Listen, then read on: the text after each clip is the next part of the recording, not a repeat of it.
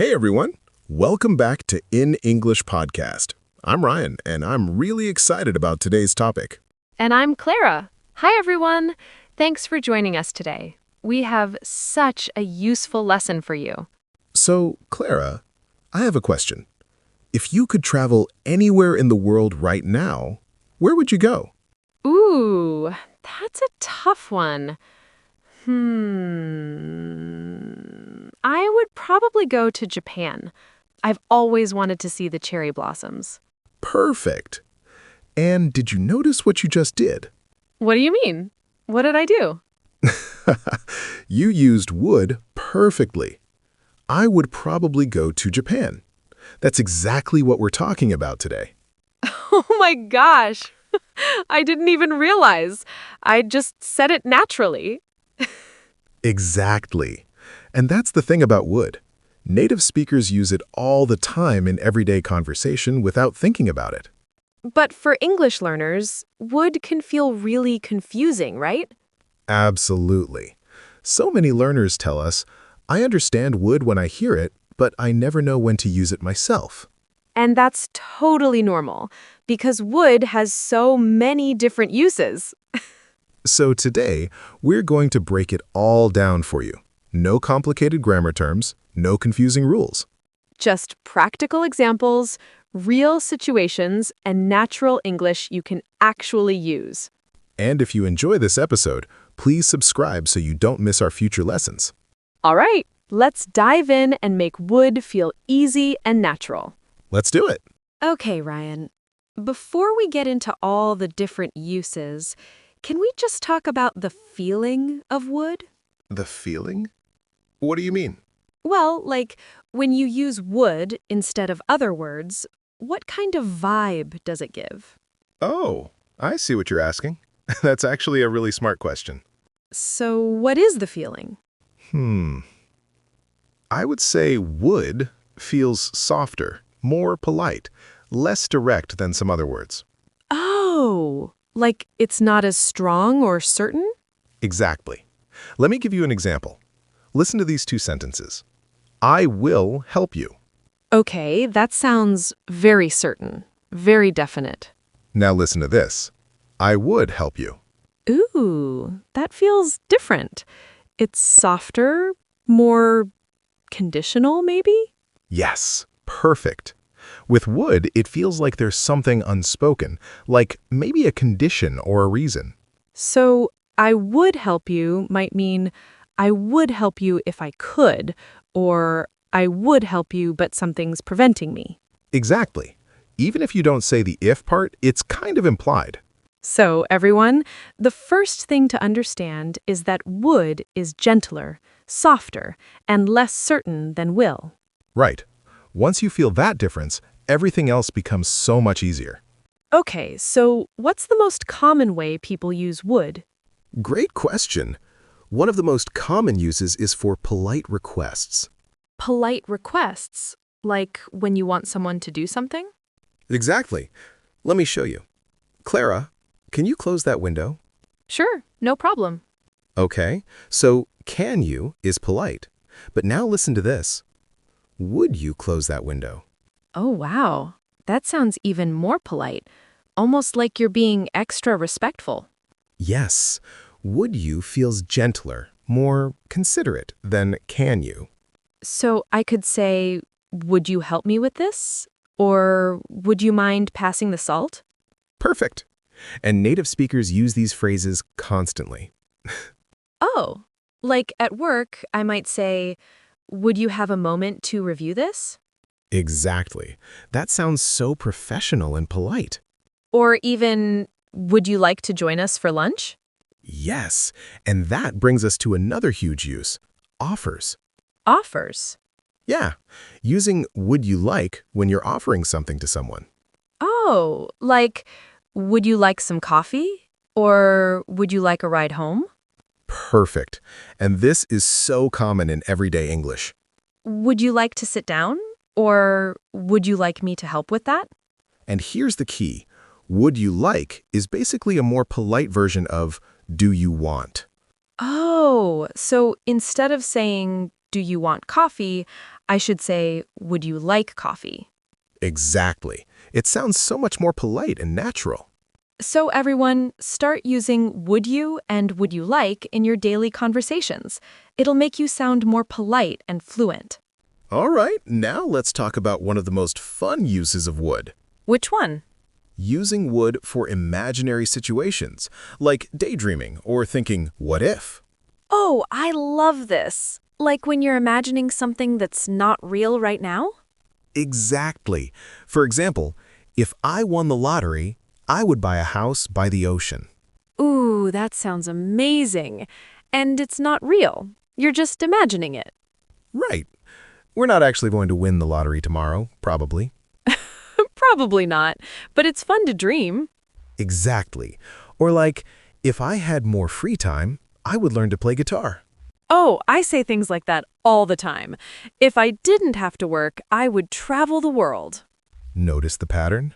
It's usually if I had or if I could, followed by I would.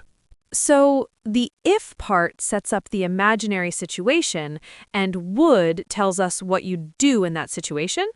Perfect explanation. You've got it. If I lived in Paris, I would visit cafes every morning.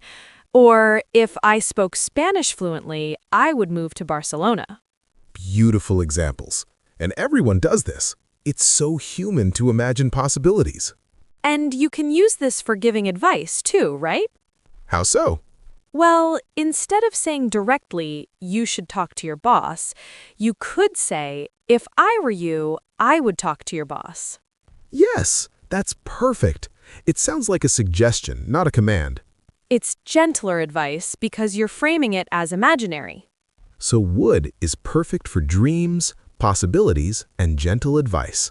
Okay, let's talk about another super useful way to use would. Which one? Expressing preferences, using would rather and would prefer.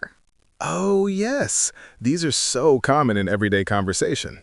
So, would prefer is a polite way to say what you like better or what you choose. Like, I would prefer tea over coffee. Or, I'd prefer to meet in the morning. Oh, you said I'd prefer. That's the contracted form, right? Exactly.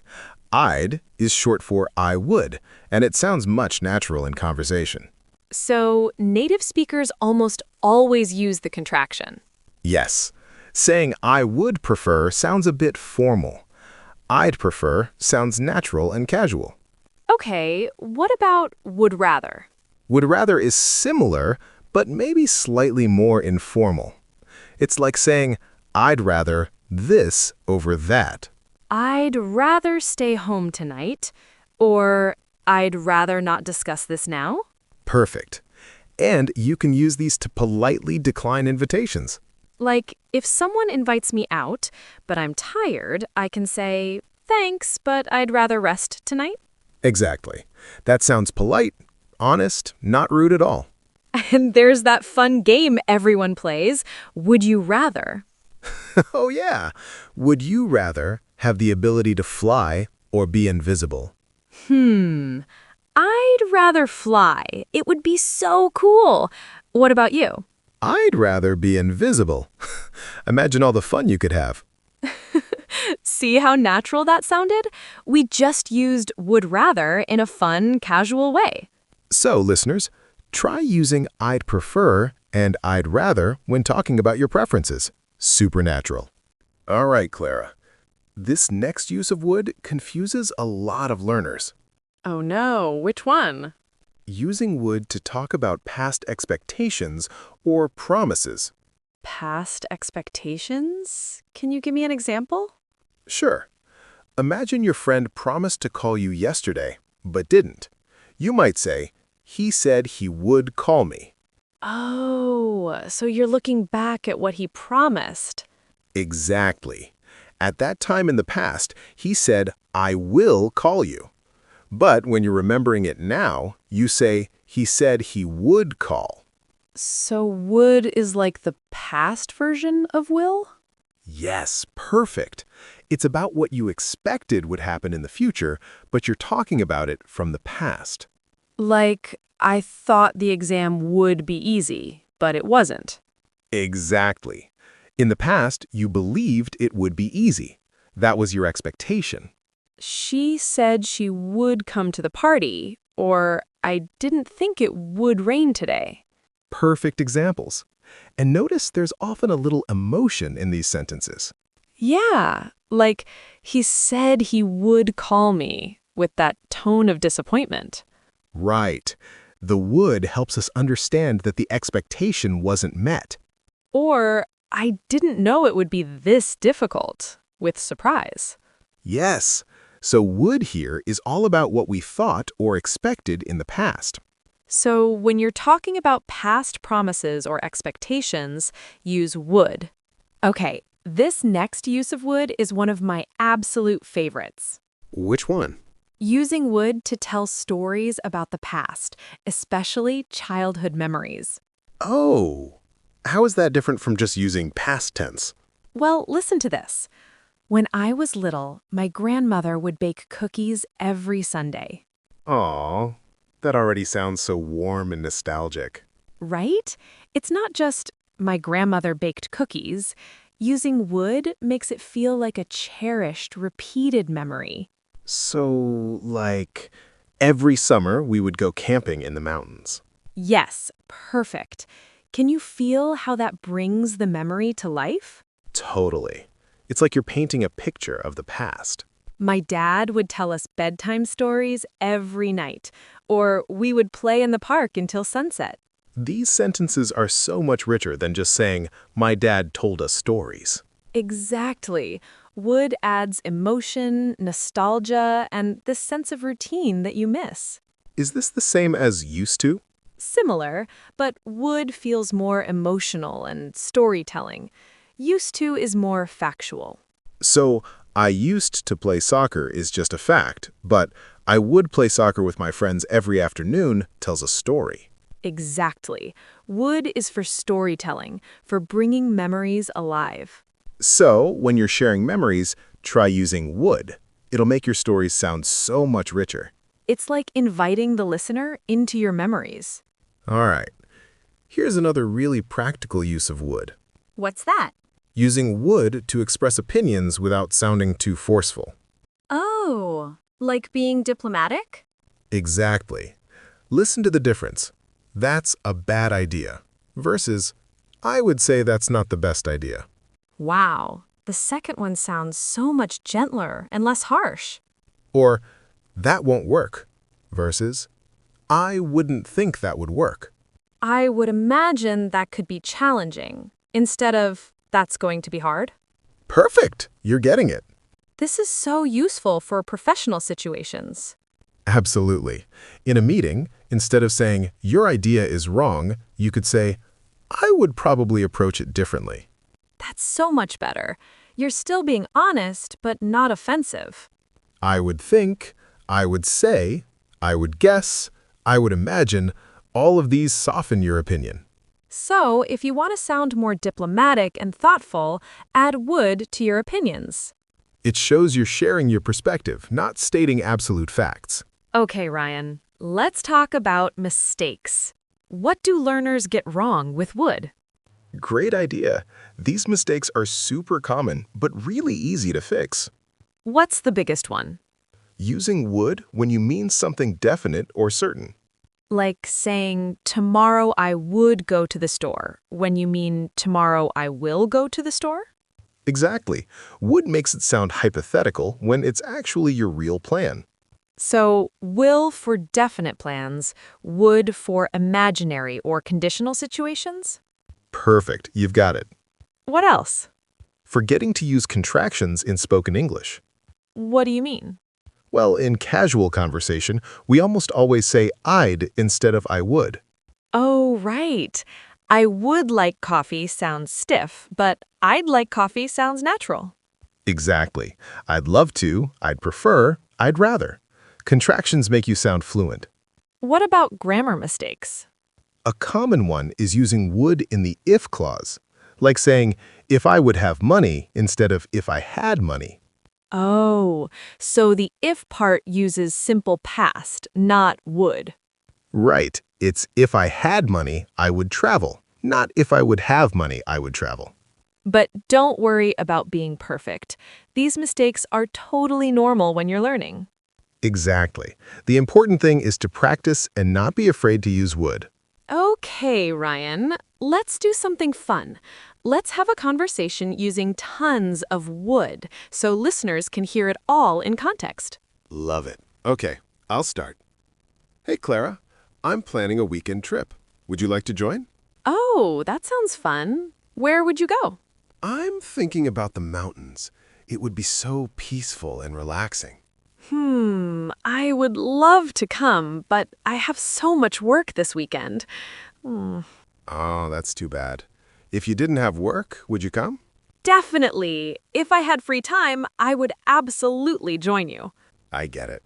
Would you prefer if we went next weekend instead? That would be perfect. I'd prefer next weekend for sure. Great. And we could leave Friday morning. Would that work for you? I'd rather leave Friday afternoon if possible. I have a meeting in the morning. No problem. Friday afternoon works. You know, when I was a kid, my family would go to the mountains every summer. Oh, really? That sounds lovely. Yeah, we would hike during the day and sit around the campfire at night. It would be so magical. That sounds amazing. I would imagine those are precious memories. They really are. Okay, so next weekend it is. Perfect. I'm already excited. Okay, everyone. Did you catch all those uses of would? We used would for polite requests, preferences, imaginary situations, past habits, and softening opinions. That was like 15 different uses in one short conversation. And it all sounded completely natural, right? This is how native speakers actually talk. This is why mastering would is so important for fluency. All right, everyone, let's do a super quick review. Number 1, use would for polite requests. Would you help me?